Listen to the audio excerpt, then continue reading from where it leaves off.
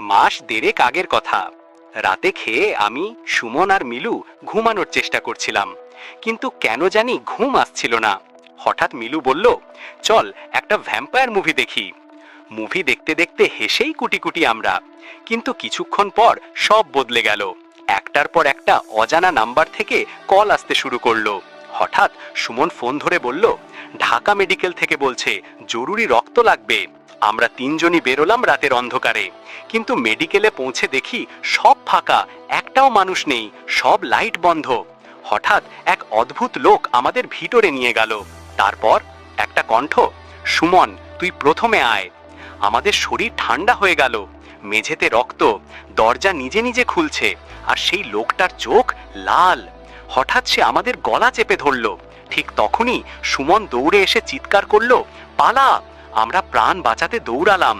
আজও মনে হলে গায়ে কাঁটা দেয়।